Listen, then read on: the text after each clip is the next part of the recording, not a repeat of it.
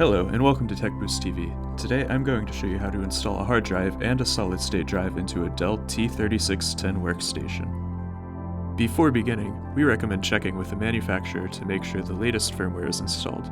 For this installation, you may need a Phillips head screwdriver. Please check out the quick spec link in the description below to learn more about hard drive and solid-state drive compatibility for the Dell T3610.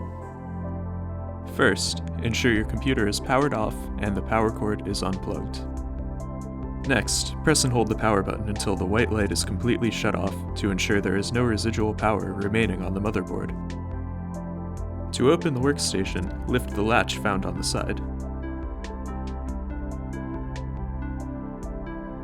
The hard drive trays are located near the bottom of the system. Remove a tray and place the hard drive inside, ensuring the 4 pins on the tray line up with the 4 holes found on the hard drive.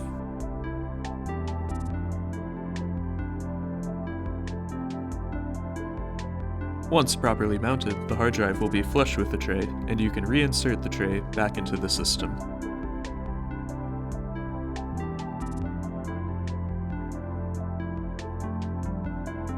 Connect the data and power cables to finish the installation.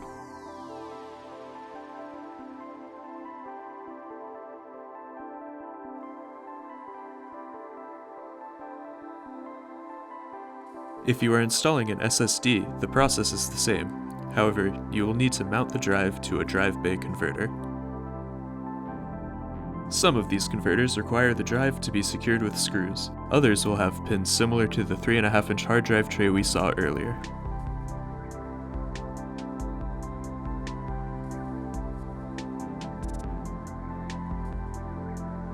Once the SSD is secured to the converter, the rest of the process is the same.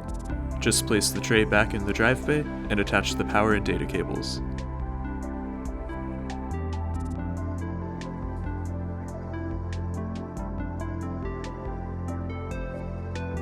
Once everything is in place, you can close the system by reattaching the side panel.